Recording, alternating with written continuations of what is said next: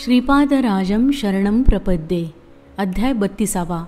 नवनाथांचे वर्णन. नवनाथांचा वृत्तांत. श्रीपाद श्रीवल्लभांच्या दिव्यचरणांना स्पर्श करून मी त्यांना प्रश्न केला, महाप्रभू, नवनाथ या नावाने प्रसिद्ध असलेले सिद्धयोगी सर्व श्रीदत्तप्रभूंचे अंशावतार आहेत असे मी ऐकले होते. त्यांच्याविषयी सविस्तर माहिती आम्हास द्यावी अशी श्रीचरणी नम्र प्रार्थना. श्री नवनाथांचे नाव ऐकताच श्रीपाद प्रभूंच्या दोन्ही नेत्रांमधून अमृतवृष्टीचा प्रवाह बहिर्मुख होऊन सृष्टीवर पडत असल्यासारखे वाटले. त्यांच्या दृष्टीतून प्रेम चैतन्य प्रवाहित होत होते. ते अत्यंत आनंदाने म्हणाले, श्रोत्यांनो, मच्छेंद्र, गोरक्ष, जालंधर, गहिनी, अडभंग, चौरंग, भर्तरी, चरपट आणि नागनाथ हे नवनाथ आहेत. त्यांच्या स्मरणमात्रेनेच शुभफल सिद्ध होते. श्रीदत्त प्रभूंची कृपा नवनाथांचे स्मरण करणाऱ्यावर अपार असते.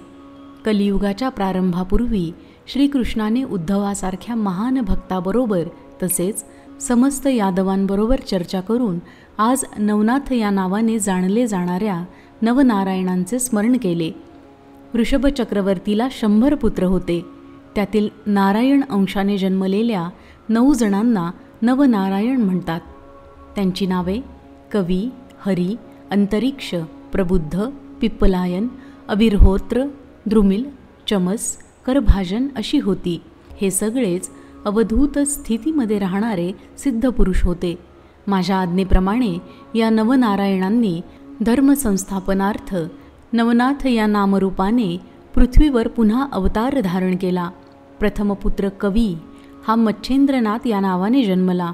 अंतरिक्ष जालंधर नावाने जन्मला. यांच्या शिष्य रूपाने प्रबुद्ध कनिफा या नावाने जन्मला. पिप्पलायन चरपटनाथ या नावाने जन्मला. अवरहोत्र हा नागेशनाथ या नावाने जन्मला. द्रुमिल हा भर्तरीनाथ या नावाने जन्मला. चमस रेवणनाथ रूपाने आणि करभाजन गहिनीनाथ या नावाने जन्मला. सृष्टीवर अनेक स्थानी काही कारणास्तव ब्रह्मदेवाचे वीर्य पडले. त्यापासून अनेक ऋषी जन्मास येतील असे व्यास महर्षींनी आपल्या भविष्य पुराणात सांगितले होते. उपरिचर नावाचा एक वसू होता. त्याने एकदा उर्वशीला पाहिले आणि तो अत्यंत मोहित झाला. त्यावेळी त्याचे वीर्य द्रवून यमुनेच्या पाण्यात पडले. ते एका मासोळीने गिळले. या मत्स्यापासून मच्छेंद्रनाथांचा जन्म झाला. कामदेव मन्मथाला शिवाने क्रोधित होऊन आपल्या ललटाग्नीने जाळून भस्म केले. त्या भस्मामध्ये सूक्ष्म रूपाने मन्मथाचा आत्मा होता. बृहद्रथाने जेव्हा यज्ञ केला त्या यज्ञकुंडातून जालंधरनाथांचा आविर्भाव झाला.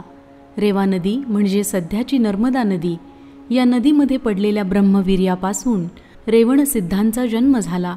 एकदा थोडे ब्रह्मवीर्य एका नागाच्या शिरावर पडले. ते भक्ष्य समजून नागिणीने खाऊन टाकले. त्या योगाने ती नागिण गर्भवती झाली. त्याचवेळी जन्मेजय राजा सर्व नाग सर्पांना नष्ट करण्यासाठी सर्पयाग करीत होता. ब्राह्मणांच्या मंत्रोच्चाराबरोबर शेकडो सर्पनाग यज्ञकुंडात येऊन पडू लागले. या महाभयंकर सर्पयागापासून वाचण्यासाठी तक्षकाच्या मुलीस एका मोठ्या वडाच्या झाडाच्या बुंध्यातील बिळात लपविले गेले. त्या गर्भपिंडातून अविर्होत्राचा जन्म होणार असल्याने त्या अंड्यास त्या बिळात ठेवून तक्षकाची मुलगी स्वस्थानी निघून गेली. यथासमयी त्या अंड्यातून वटसिद्ध नागनाथाचा जन्म झाला. मच्छेंद्रनाथ देशसंचार करीत असताना एका स्थळी त्यांचा मुक्काम होता. त्यांच्या दर्शनासाठी अनेक लोक येत असत. एका वांझ स्त्रीने मच्छेंद्रनाथांना नमस्कार केला व आपली व्यथा सांगितली. नाथांनी भस्म मंत्रून दिले, परंतु त्या स्त्रीने ते अविश्वासाने उकिरड्यावर फेकून दिले. त्या भस्माच्या अमोघ अशा शक्तिसंपन्नतेने त्यामधून गोरक्षनाथांचा जन्म झाला. पार्वतीच्या विवाहसमयी पौराहित्य करणारे ब्रह्मदेव तिचे अप्रतिम लावण्य पाहून तिच्यावर मोहित झाले आणि त्यांचा वीर्यस्राव झाला. या कृत्याची त्यांना अत्यंत लज्जा वाटली आणि त्यांनी ते वीर्य आपल्या मांडीस पुसून टाकले. त्या क्षणीच त्या वीर्याचे 60,000 भाग झाले आणि त्यातून वालखिल्व या नावाचे 60,000 ऋषी जन्मास आले. त्यातून थोडा भाग उरला होता तो कचरा समजून भगीरथी नदीत फेकला गेला. तो कचरा नदीतील गवतात अडकून तेथेच राहिला.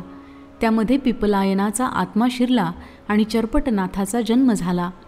कोलिक मुनींनी त्यांच्या पर्णकुटीतून बाहेर जाताना आपले भिक्षापात्र पर्णकुटीच्या बाहेर ठेवले. त्याचवेळी सूर्याचे तेज त्या पात्रात पडले ते महर्षींना कळले.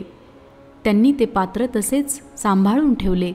भर्तरी या शब्दाचा अर्थ भिक्षापात्र असा होतो. त्या पात्रातूनच एका नवनाथाचा जन्म झाला.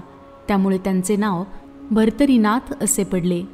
हिमालयातील एका पर्वतावरील घनदाट अरण्यात एक हत्ती झोपला होता. एकदा ब्रह्मदेव सरस्वतीवर मोहित झाले आणि त्यांचे वीर्य द्रवित होऊन खाली पडले. ते झोपलेल्या हत्तीच्या कानात पडले. त्या कानातूनच प्रबुद्धाला जीवन प्राप्त होऊन त्याने जन्म घेतला. कानातून जन्म घेतल्याने या नाथाचे नाव कर्णकनिफा असे पडले. गोरक्षकाने संजीवनी मंत्राचा जप करीत मातीमध्ये एक मनुष्याकार आकृती काढली. त्या आकृतीतून करभाजनाला त्या संजीवनी मंत्राच्या सहाय्याने जीवन प्राप्त झाले आणि त्याने गहिनीनाथ या नावाने अवतार धारण केला. श्रीकृष्णांच्या आज्ञेनुसार या नवनारायणांनी आपले स्थूल शरीर मंद पर्वतावर समाधी अवस्थेत सांभाळून ठेवले आणि अंशावताराने नवनाथ नामरूपाने पृथ्वीवर जन्म घेतला.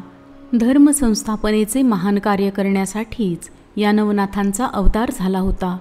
श्रीपाद प्रभूंचे हे नवनाथांच्या जन्मासंबंधीचे आश्चर्यजनक विवेचन ऐकून आम्ही मंत्रमुग्ध होऊन गेलो. आम्ही प्रभूंच्या चरणी वंदन करून त्यांचा जय जयकार केला. यानंतर मी प्रश्न केला, प्रभू, नवनाथांचे अवतार हे नवनारायणांचे अंशावतार आहेत असे आपण सांगितले. नवनाथ आणि नवनारायण यांमध्ये काही फरक आहे काय? आमच्याकडे आपल्या दिव्य प्रेमळ दृष्टीने पाहत श्रीपाद प्रभूंनी मंदहास्य केले आणि म्हणाले, श्रोत्यांनो, समस्त सृष्टीच्या महासंकल्पाचे स्वरूप मीच आहे. देवी देवतांची कार्य करण्याचे संकल्पसुद्धा माझ्या महासंकल्पाचेच अंशमात्र असतात. या अंशमात्र संकल्पांना थोडेफार स्वातंत्र्य असते. हे स्वातंत्र्य शेतातील झाडाला दोरीने बांधलेल्या गायीस चरण्यासाठी जेवढे स्वातंत्र्य असते तसेच आहे. तसेच धर्मसूत्रांना अनुसरून अंशावतारांना स्वेच्छा दिली जाते. संकल्प मात्र मूळ तत्वातूनच येतात.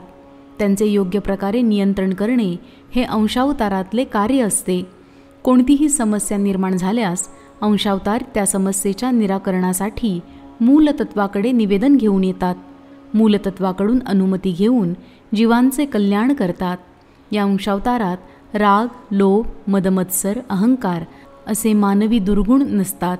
यामुळे मूलतत्वाची कार्यसमर्थता अंशावतारात सुद्धा आढळते. या कारणामुळेच अंशावतार आणि पूर्णावतार यात काही फरक नसतो. श्रीपाद श्रीवल्लभांचा जय जयकार असो.